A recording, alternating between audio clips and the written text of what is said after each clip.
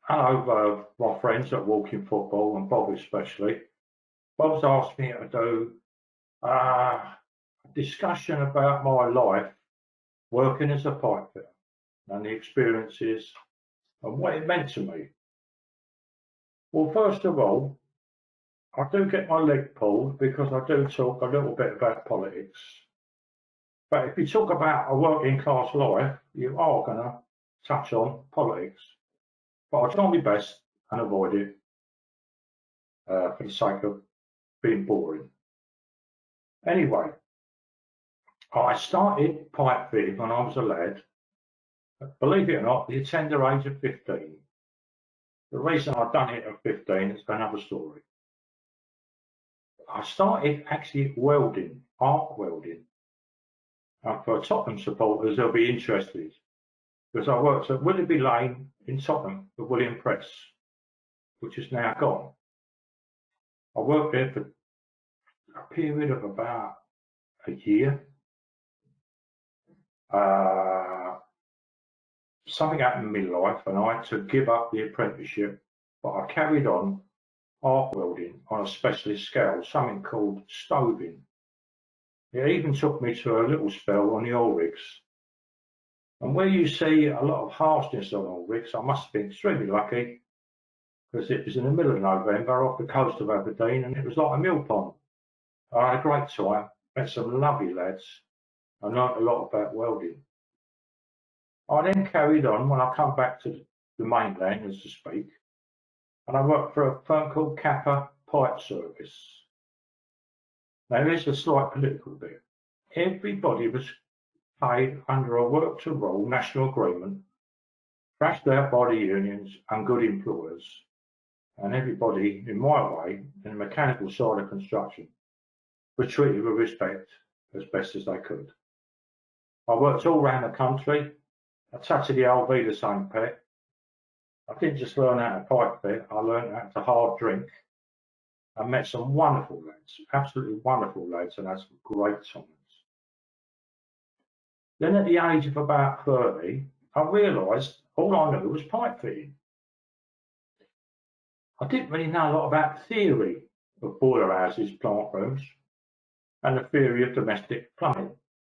So I worked for a little company called F&M Jarvis, I'll never forget them, and they come from Fulham. And it was two brothers, Fred and Mick, and they was extremely funny. And part of their culture was every Friday, knock off work and the lads all go on a drink. And if you didn't drink and come home Mozart, you weren't one of the lads. And I weren't complaining, it was really great. So I worked for them. And then, unfortunately, it's a little political bit here. The use of self-employment was created in construction.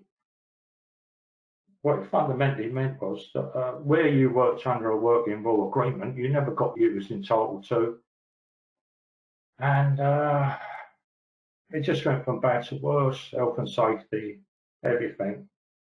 I was in a union then, and I've always been in a union. And I represented the union on a national level at conference and in wage negotiations. And once again, I met some lovely people. Also, it's not a bed of roses, I met some horrible people as well. A lot of us were blacklisted for our beliefs, but that's another tale, another story. But just to conclude, one thing's great about what my experiences were.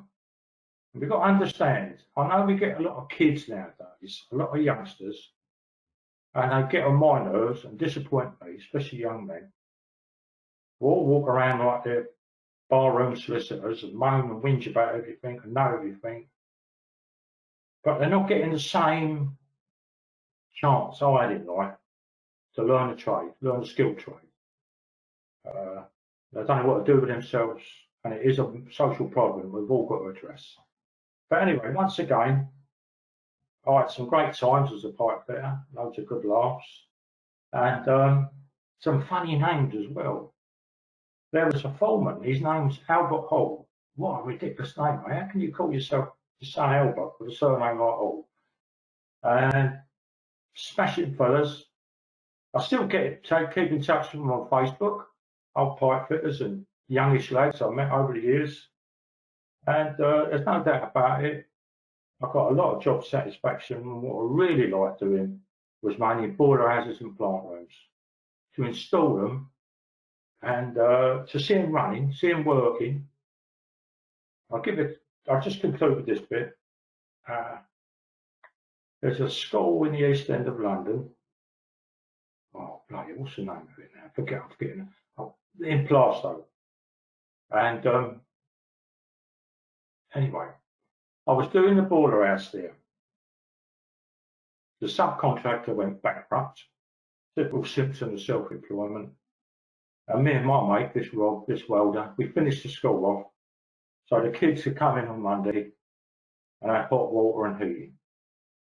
So sometimes in life, you have a job, and if you get satisfaction out of it, it's absolutely wonderful. Anyway, thanks for asking me to do this, Bob. Sorry if I've been a little bit political, but that's me. Cheers.